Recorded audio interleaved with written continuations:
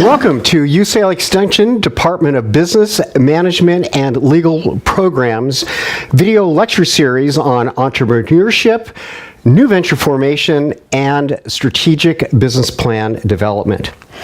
The video you're about to watch is an overview of the entire business plan development process. Now, even if you're not signed up in a course right now that is specifically on business plan development, we still use the sequence that we go through to develop a business plan to lecture on and to educate you on entrepreneurship as well as new venture formation. The same subject matters that are touched on in the process of developing a business plan are also the same subject matters that you'll see in the table of contents of any book on entrepreneurship or on how to start a business or a new venture formation. I'm Harry Redinger, your instructor. There are a total of 40 videos in our video lecture series that integrate with UCLA Extension's online course management program, Canvas. Each video strives to be brief, but there is overlap between the videos to tie the curriculum together. Okay, let's get started. We start each of our lectures off with final exam questions. I believe that if you're looking for questions and answers to questions as you go through the curriculum, you'll listen just a little bit more carefully and take a bit more, your notes will be a little bit more clear and diligent. So the very first question that may show up on our final exam, and by the way it does, is what are the three parts of a mission statement? So we'll go through this in just a bit, but it's what are we selling, to whom are we selling, and what makes us competitively different. The next part of the next potential question is what is the objective of an industry analysis, and that's the profile the industry as a whole on an entire national basis. And then the third question is what is the objective of a market analysis, and that's where we study the point of entry into the industry. The fourth potential question that could show up on the final exam, this one doesn't, because it's so general and there's many questions that we'll have on the final exam that deal with strategy, but what is the objective of our competitive strategy? And so there's a lot that goes into understanding how to answer that question, and we have several videos that deal with this particular subject matter. So what you're looking at right now is a diagram of the entire business plan development process and or the process of mastering the whole mindset of entrepreneurship or becoming an entrepreneur, as well as what we have to go through sequentially to start a new business. So let's talk about this a little bit. In essence, each section or each box on this diagram up here represents a section in the business plan. And they're grouped by the front end documents and company history. These sections of the business plan actually function as what we call the case study process. So the very beginning process of developing a business plan in itself can help us understand where we're going with the business because of so much that has to align with the company history, who you are all about, and where the business is going. So as we get into the subject matter of entrepreneurship, new venture formation, and strategic business plan development, we'll be talking about from start to finish, it's all about alignment. It's all about alignment. But structurally, we can take this diagram and we can turn it vertically from the standpoint of like the structure of a building. And the entire weight of the business plan or the concept and theory of the business will funnel into, structure will have lines that go into the company history. And that, I think, is one of the things that makes this course and this curriculum so special, is because we're here to teach you on what entrepreneurship is all about, and the steps to start a business. But we're also not only trying to build a business, but we're also trying to build an entrepreneur within you. So this curriculum has much to do with the not only teaching but mentoring, to give you tips on how to understand your life story so it can align with what you're trying to do as a business. Everything starts with our mission statement. What are we selling, to whom we're selling, and what makes us competitively different? So let's take a look at the parts of a mission statement. First, we have to identify, what are we selling? So what are we selling? And so this is where we have to actually define with an SIC code, or industry standard code, or a North America industry classification code, the product or service that we're selling. So when we state a mission statement, XYZ company's mission statement, to provide, and this is where we have to identify the product or service.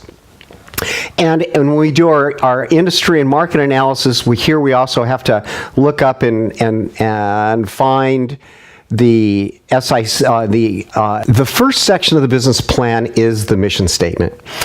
It kind of is the rudder that directs the direction of the entire business plan.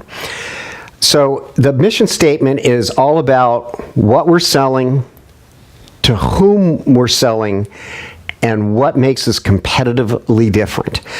We're going to be going over the parts and theory and essence of a mission statement for the balance of our curriculum. And it will evolve and change as we go through our curriculum. But we can always look at the objective of a mission statement to function as a compass. And I've got a little compass here.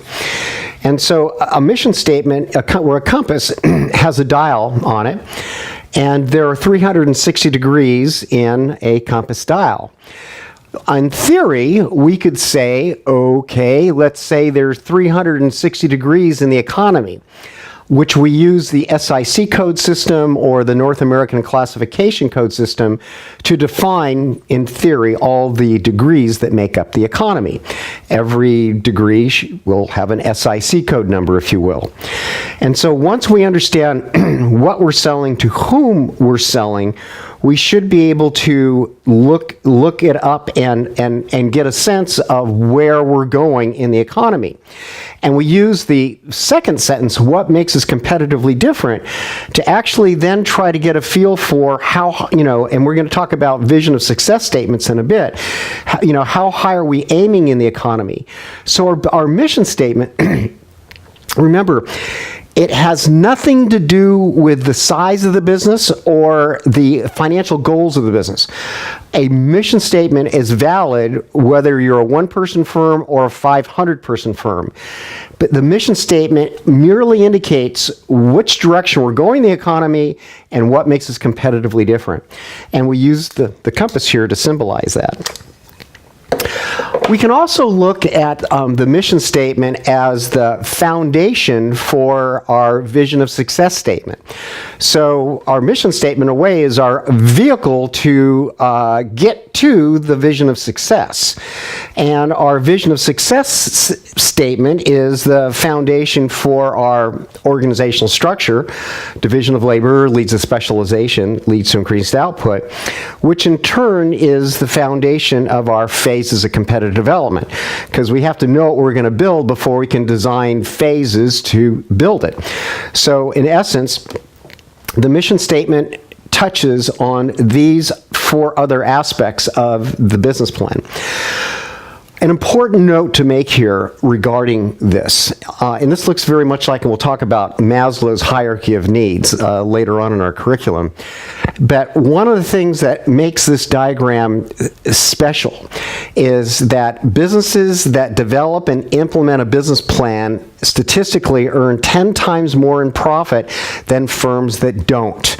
And there are 4 reasons why businesses that develop and implement a business plan earn 10 times more in profit. And you're looking at it. They've developed a mission statement. They've developed a vision of success statement. They have developed organizational structure, division of labor leads to specialization, leads to increased output. And they've developed phases of competitive development. Rome wasn't built in a day, and you can't eat an elephant with one bite.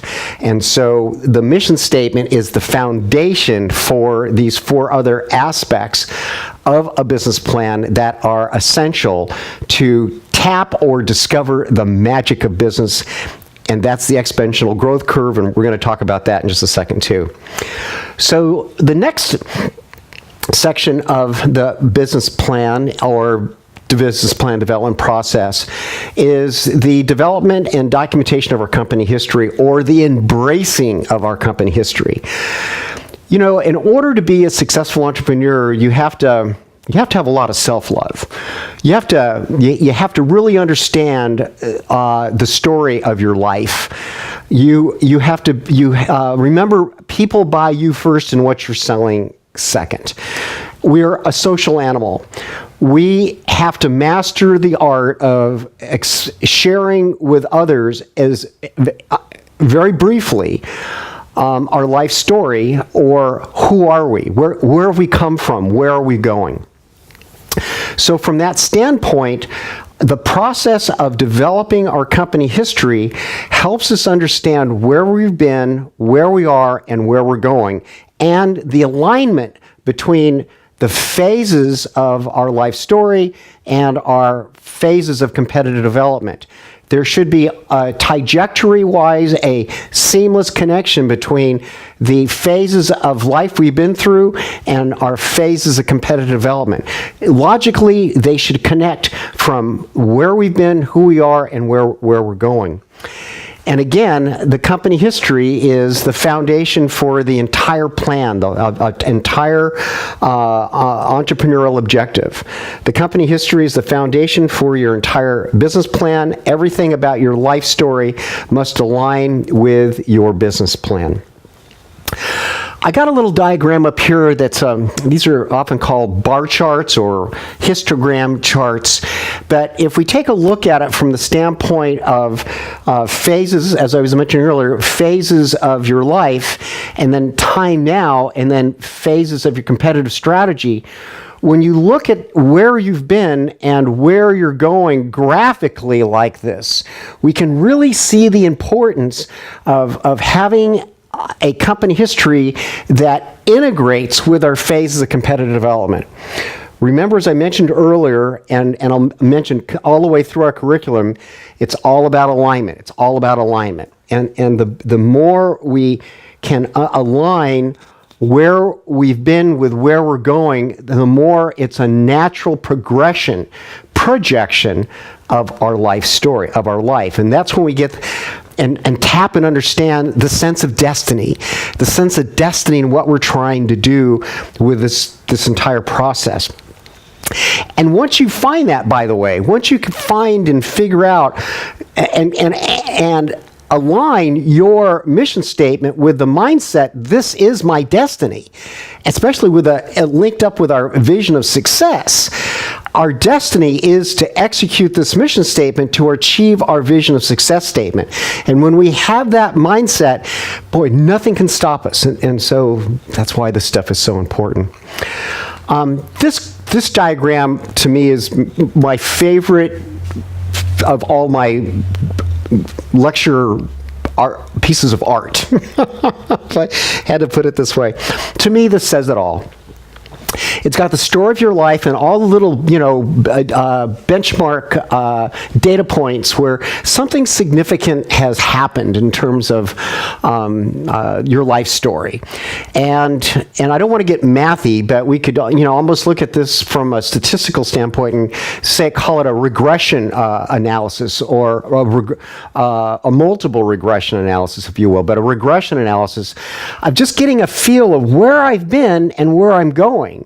And if we could draw a straight line through all those dots there, that in essence is your mission statement. This is your life story, is prepared you to sell a particular product and service to a particular person and differentiate yourself in the marketplace in a certain way. Little sidebar note, and as I've mentioned many times in other lectures, and we'll be talking about in lectures going through our series, a life plan and a business plan are absolutely interchangeable. There's no difference between the two. The same sections for both types of plan occur: a mission statement, vision, organizational structure. Organizational structure from a life standpoint symbolizes disciplines, bodies of knowledge you have to master to execute, again, your mission statement to achieve your vision of success statement. But if you think about separate bodies of knowledge that you have to master, there's no different than having each department in an org structure is bodies of knowledge within an organization. So again, we still have to understand and master bodies of knowledge from an entrepreneur business standpoint. We call those, and we'll get into these mechanical sections, but how each department functions, as well as how the infrastructure of knowledge for each body of knowledge to execute your mission statement to achieve your vision of success statement. You also can see the exponential growth curve, and that's the magic of business. If we've done it right, and we have a section on mission statement later on. I mean, that's focused 100% on developing a mission statement. But if we do it right, about 2 years into the execution of the business plan, statistically speaking, that's where we experience the exponential growth curve. If we've developed infrastructure over time and managed all the aspects of the infrastructure of the business to where we can delegate, to where we can now start to back out of the business, work on the business and not in the business, while at the same time preaching to the marketplace our mission statement. What are we selling, to whom we're selling, and what makes us competitively different? That's where the magic of business kicks in. And that's where we experience exponential growth curve. Now we're going to get into what's called the, sometimes we call these the theoretical sections of the business plan. Sometimes we call them the economic sections of the business plan. But in essence, we'll just say it's the theoretical, or the theory of the business plan, the theory of what we're basing the business, our model of our business upon. The first section in this body, this group of sections, is called the industry analysis. And I think that was one of the final exam potential questions, but what is the objective of the industry analysis? And the objective of the industry analysis is to explain how your industry works of the entire nation. Anywhere in the nation or any country. In essence, how does the industry work? How does it produce its goods and services to whom you're selling your products and services to? So we usually, we have to explain how it's done, how the service is delivered, how the product is manufactured, or how both are integrated together to make that happen. So we're going to teach you some tricks, or give an overview of some tricks on how to do that. There are 4 parts of an industry analysis. And the first part is an introduction to the industry.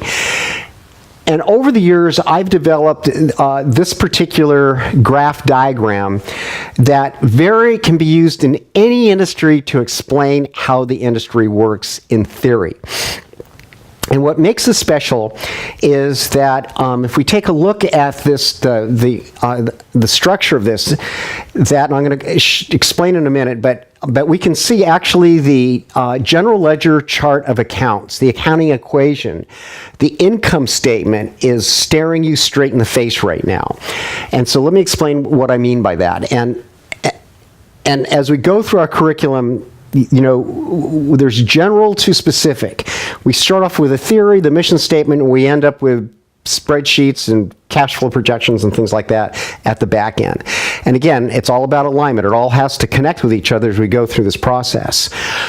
So we're setting the scene to actually start introducing you as well as our reader into the financial aspects of our business. So all the boxes on the top of this diagram represent our vendors. And our vendors from an accounting standpoint are the people that we would refer to as direct cost of sales accounts, direct cost of sales accounts. We'd call these number 5 accounts or 5 accounts, 550, 500, but all these accounting general ledger accounts would start with a 5. And we'll get into all that stuff when we get into the financial section of the business plan, several videos from here. And the next part of our how we explain our industry deals with our overhead, management, labor, staff, all our internal company resources, consulting personnel, investors, etc. And so these particular are our direct costs of sales. Now, this next slide, and I think I've got an example here. Okay, so this is a Pyrex cup. Think of it as a beaker. So if we put management and staff and investors and consultants and all the goods and services that our vendors provide, and we mix it up, okay, in terms of a manufacturing process or a consulting process, we can now, take, and this symbolizes our industry, and all the things we as an entrepreneur have to put into this beaker to mix it up to create our profit centers. And so if we take in the next slide here, is our industry profit centers, and what should spill out of this beaker is, it's just like, it's like pouring, revenue, if you will, but is our revenue accounts or our profit centers. And now we're going to spill the fruits, the efforts of our business into these profit centers. So this is an excellent diagram, and we'll spend more time when we go over, when we have our lecture on how to do an industry analysis, but it's an excellent diagram to explain how an industry works. The next objective of our industry analysis is to introduce the economic size of the industries, and here's where we're going to get into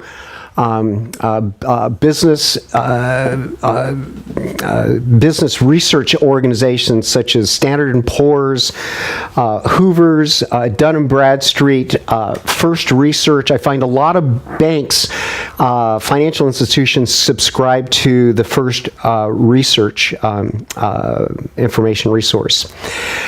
Something you should know, for those of you who are students, that most of these organizations, if you contact them and let them know that you're a student in an academic program, they will give you any of their research files for free. Often they charge $2,000 or $3,000 or $4,000 a year as a license to download these documents. So know that if you contact them as a student, and here at UCLA, just remember you also have access to the Anderson Business School library to access this information. But anyway, once you find your SIC code or your North American Industry Classification Code, next thing we do is we go to these organizations and we look for economic information to profile the economic size of the industry. Another important thing too is these research organizations have fabulous profiling information on your industry, as well as historical information, how did the industry got started, how old it is, technology, and things of that sort. So finding information on your industry through Standard & Poor's or Dun & Bradstreet is just absolutely essential for your own education, but to fully understand the history, the size, and profile of your industry. Our next objective in developing industry analysis is understanding the historic cycles of the industry.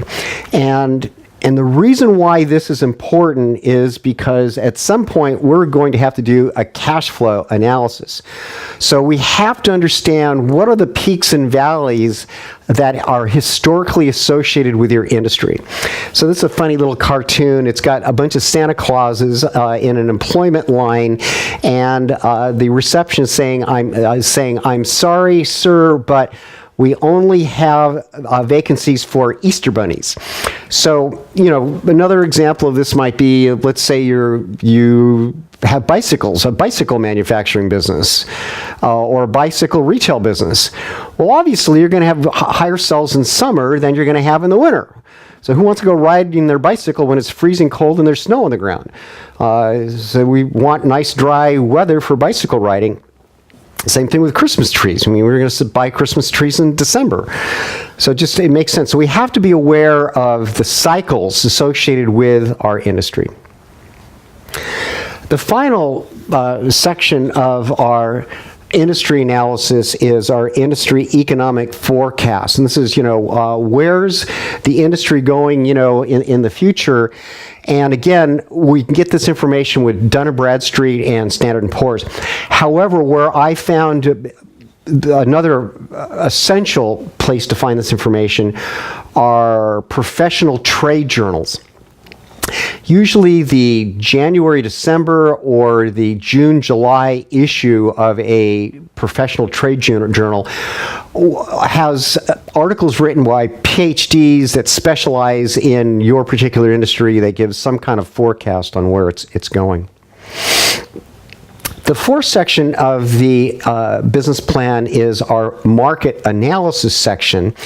And the market analysis deals with the point of entry into the industry. So we've got a magnifying glass. Now we're going to focus and study Los Angeles, for example, or where are we looking at in the graph here? It looks like, Santa Fe, New Mexico. But in this case, we want to take our point and really study the demographics, supply and demand, and things like that at the point of entry into the industry. There are 4 parts to a market analysis.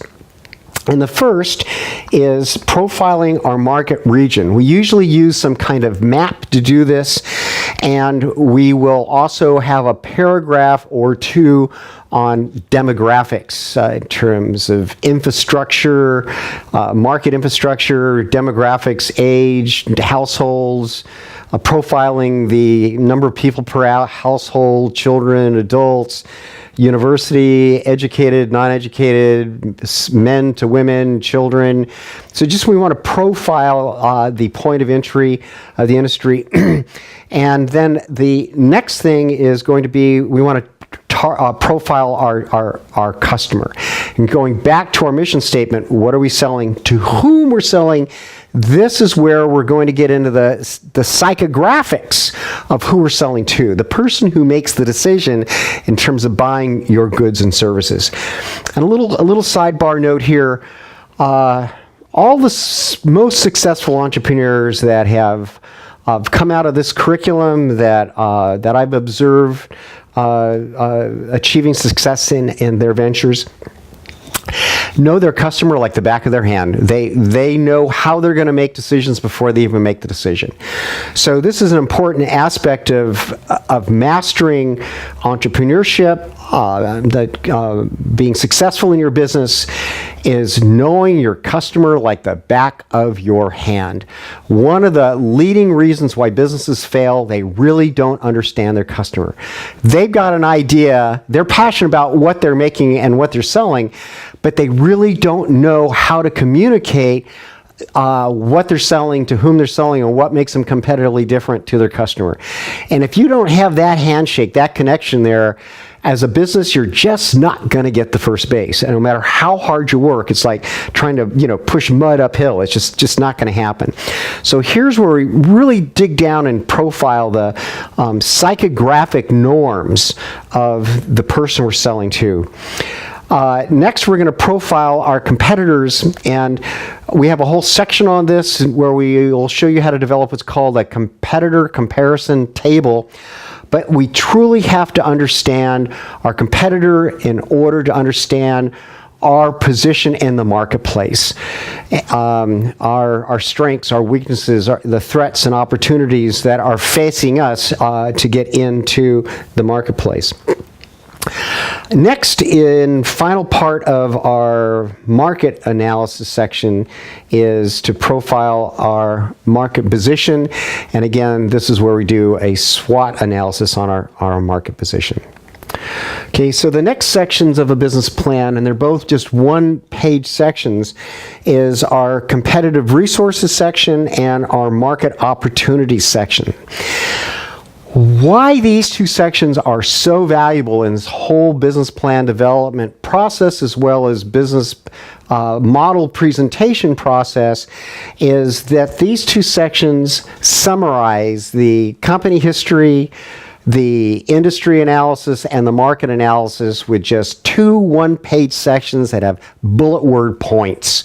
So each of the bullet words from the standpoint of our competitive resource has to draw back and come from the company history, which, by the way, starts off as a biography for most emerging businesses, and then we transform that into a company history, and we have a whole section that explains how to do that later on in our curriculum. But our competitive resources, we have to see where they come from, but we also have to see how they align with our industry as well as our market. So, like for instance, a little side thing, I finished my MBA up at Boston University, and I lived in Boston for a year. And with my name being Harry, in Boston, if you couldn't, so my name in Boston is pronounced Howie. And but if you don't master the accent, Pak de Kan Harvard Square, that just walking in the door, it's a disadvantage. So sometimes in certain types of industries and certain markets, you've got to be a product of that industry. You've got to have the accent. You've got to have paid your dues to earn entry into the marketplace. Even if you know the industry, you still have to know the market, and you have to bond with the people in the market.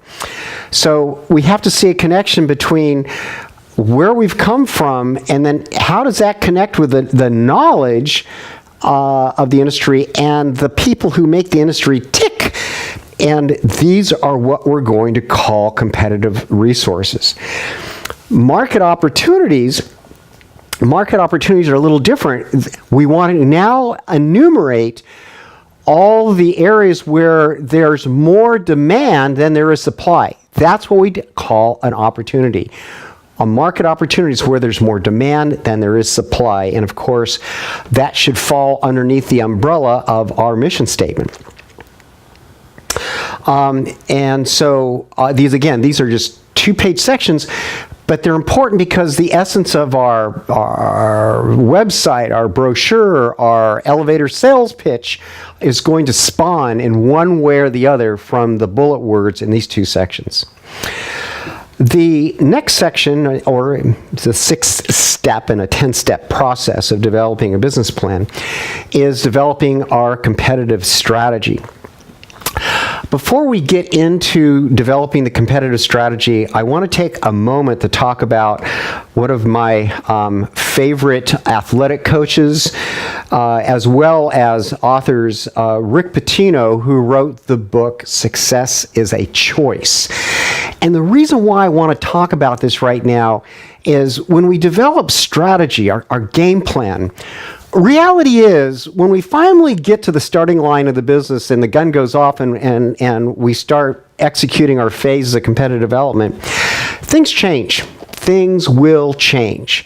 But by going through this process of developing our internal management strategy, our external market strategy, and all the subcategories of those strategies, we develop processes, routines, and we have to, as an entrepreneur, master these theories and concepts like a tacticianer.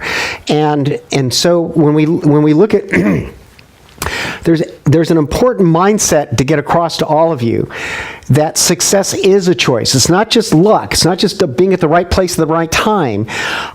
We have to develop training programs so we can deserve victory.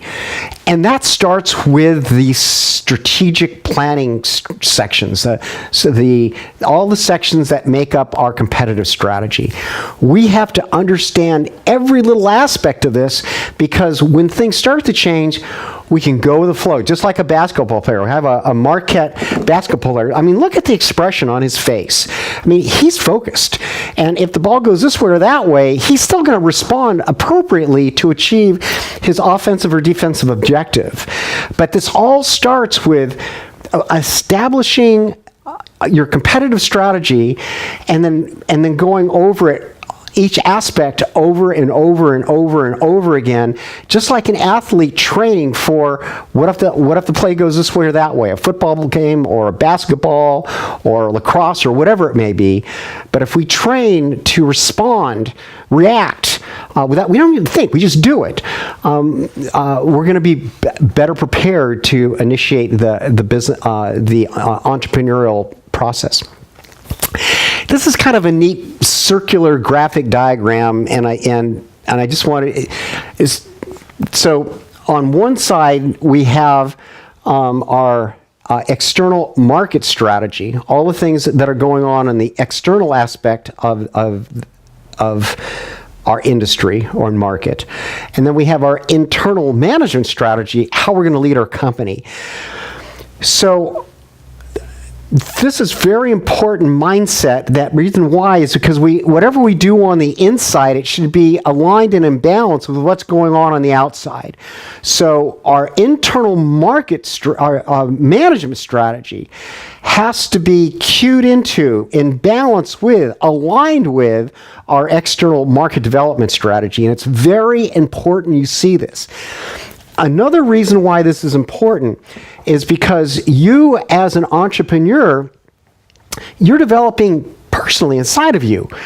You are mastering this whole thing called entrepreneurship. So as the business grows, you as a person have to grow with it too. So this is why it's important, and we'll talk about this later on in our curriculum, but this is why it's important to develop a personal development plan in conjunction with your business plan, strategically speaking. So as the business grows, so does your level of maturity. So does your understanding of how to perceive yourself and project yourself as the CEO of your business. Because if you don't, your business can grow past your own maturity, and that's going to sow the seeds for failure at some point. So let's take this diagram and break it down into this diagram, which is a little bit easier to see and understand. And I want to, because if we take a look and say, well, what is strategy? Well, strategy in a nutshell is What are we going to do first, second, third? It's a plan. It's a schedule of events, and that it is. And we can look down here under management strategy. We have phases of competitive development, and that's where we're going to our plan. What are we going to do first, second, third internally to achieve our vision of success, external vision of success strategy or goals? And but I think one of the things I want to emphasize before I go through the 6 strategies that make up a competitive strategy, that strategy has much to do with the culture and theory of the business. So this goes back to Rick Pitino's book, Success is a Choice. Your strategy is a culture. It's a mindset. It's an aura. Everyone around you sees it and understand it. It is your game plan. It's something that we're constantly rehearsing, planning, practicing, memorizing. So let's kind of keep that in the back of our mind as we go through our 6 competitive strategy sections. So first, so we have our competitive strategy, our external market strategy, and our management strategy. And so here we're going to talk about now our market niche strategy.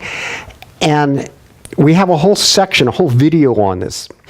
But just for right now, just to kind of explain what it is, here's where we narratively describe how we're going to execute the mission statement to build the infrastructure to achieve the vision of success statement.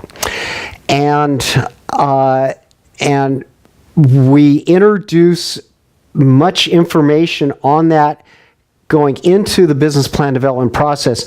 But here's where in essence, this describes in detail what the mission statement interlaced with the vision of success statement are all about.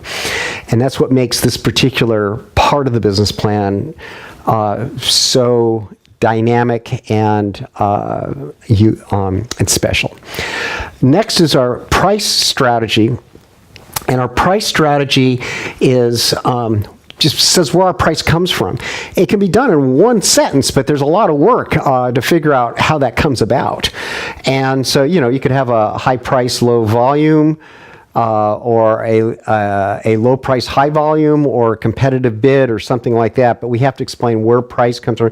But this gets into supply and demand model and market equilibrium and short run, long run economic models. And we have a whole section that talks about that. But this is where we establish how we come up with price for our business that aligns with our mission statement, et cetera. Next is our market position strategy. And this is all about competition. This is all about how we're going to get in the market, how we're going to raise barriers of entry, how we're going to capture market share, how we're going to deal with competitors. And we talk about various different market position strategies from the standpoint of offender, defender, guerrilla warfare, etc. On the internal side, the first one strategy we have here is our corporate culture strategy. And most businesses nor entrepreneurs really take the time to understand that. And it's probably the most valuable and powerful aspect of a business plan and or of the mindset that an entrepreneur wants to have going into this whole process, because our corporate culture, again, is something that even if we don't define it, we still have an aura of it. We still project it. And the better we understand our corporate culture, the more effectively we will be in empowering others to execute the mission statement to achieve the vision of success statement. Our next strategy here is our vision of success strategy, and here we get into brain psychology and the power of imagery and the power of having certain types of images around the company and the use of imagery in our business plan, in our PowerPoint presentations, etc. But taking our vision of success and having images graphically as well as narratively, establishing the goals that we are setting to achieve as a business, as a team, as a culture, as an organization, is a very important part. And if we don't do it, we won't we won't be working towards a goal. If we don't know where we're going, we won't know when we get there. And so this spawns from our vision of success statement, which we talked about earlier. And then our final strategy here is our phases of competitive development. And again, we have a whole section on that, and this uses scheduling technique, bar charts, critical path method, histograms, and so we do this both graphically and narratively in explaining our phases of how we're going to work our way into the marketplace. But just the most important thing to understand right now is, building a building and building a business have much in common with each other. They're both very technical environments. To build a building, you have to have a foundation before a frame before a roof before you can put mechanical systems in there, and electrical systems, and carpet, drywall, and all that kind of stuff. And the same thing with a business. There is a logical process of stepping into an industry to avoid failure. And as we've talked in many of the videos, that 80-90% of all businesses will fail within the first 2.5 years of going into business. And we, throughout our curriculum, we talk about the reasons why. And so the more we understand our phases of competitive development going into this process, the more likely we are to survive the process. This is called a phases of competitive development worksheet. And a phase of competitive development worksheet integrates our organizational structure, which we're going to be talking next, but it's where we have our division of labor, and then on the side we have our phases of competitive development. And so this integrates the two together, and we use this to prepare ourselves for developing what we call our mechanical sections, which we're going to be talking about next. So we take each one of those boxes and we put a little bullet word in terms of what we need to develop and achieve for each department for each phase. And when we develop a phase of competitive development worksheet, we truly understand our business like the back of our hand. And so mastering this aspect of the business plan development process is an essential step in the whole process. No one will question your ability to start and launch your business if you take the time to develop one of these worksheets. And when we do everything right, this is the magic of business, where we have an exponential growth curve about phase 3 or 4. In terms, it's usually about 2 years into the process where we really start to take off. Now we're going to get into what we call the mechanical sections of the business plan, and this is the nuts and bolts. It's where the rubber hits the asphalt, if you will. So this deals with the procedure manuals. These are little mini business plans for each department of the company. And again, when we understand the theory of the business and the phases by which we're going to build the business, now we're going to come and apply these phases to each functional division of labor, such as administration, marketing, sales, bookkeeping, etc. And so here's where we're going to outline how to develop each division of labor of the business. Why this is important, and this next slide up here, and this is what we call the law of organizational theory. By the way, that is a question on our final exam. Division of labor leads to specialization, which leads to increased output and profits. And this is established by Adam Smith. And we'll talk more about that later on in our curriculum. But, test after test, example after example, whenever we divide labor and allow it to specialize to a job description, and then organize that with some kind of infrastructure, organizational structure, or an assembly line, or something along the sorts, we go from producing 25 units per day to 200 350 units per day. It's really an amazing phenomena, and this also is where we get the exponential growth curve when we finally and fully understand this. The next step in the business plan development process is the development of our organizational structure. And this is where we actually show the divisions of labor and how they group in specialized departments. A good mindset to have when you develop your organizational structure for your organization is the human body.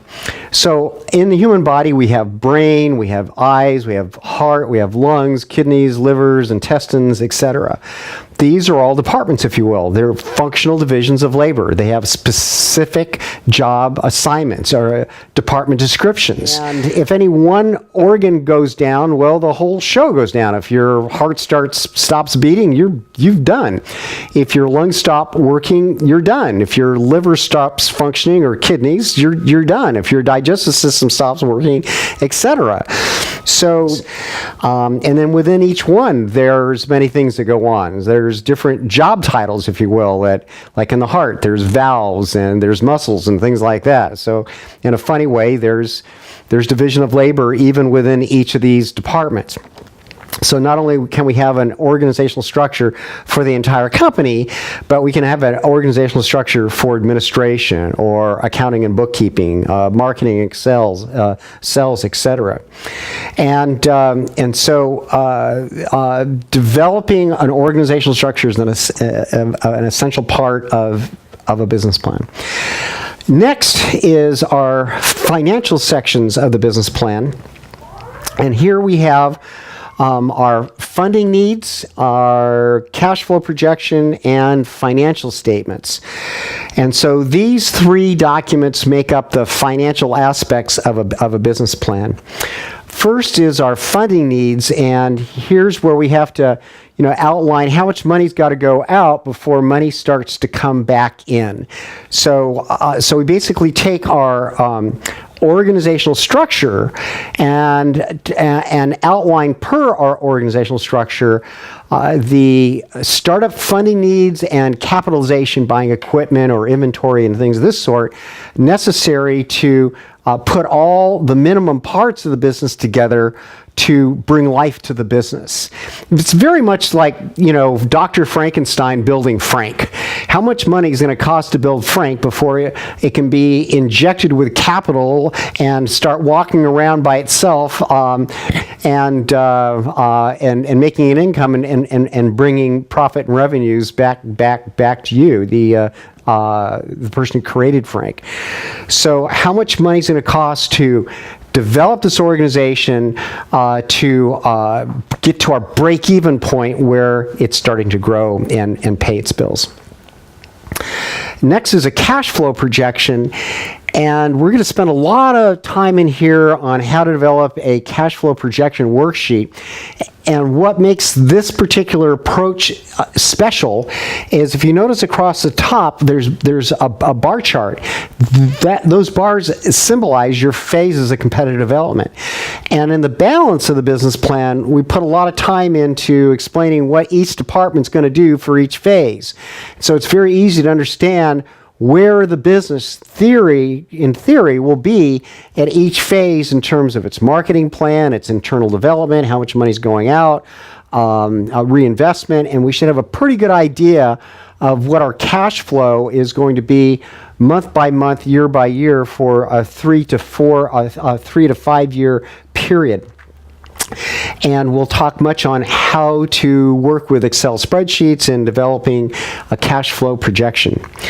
Last but not least is a projection of financial statements, and we're going to, at this point, introduce to you the accounting equation, which we all have to memorize, and how the balance sheet and income statement come from the structure of the accounting equation. And this is an essential aspect of understanding the language of business, and because if we don't understand the accounting equation and the parts that make up the accounting equation, it's going to be pretty hard to talk to banks and accountants and bookkeepers and things of that sort. So there's an overview of the 10-step process of developing a business plan, and we're going to spend the rest of our curriculum drilling down on each one of these sections. I can't wait to get started.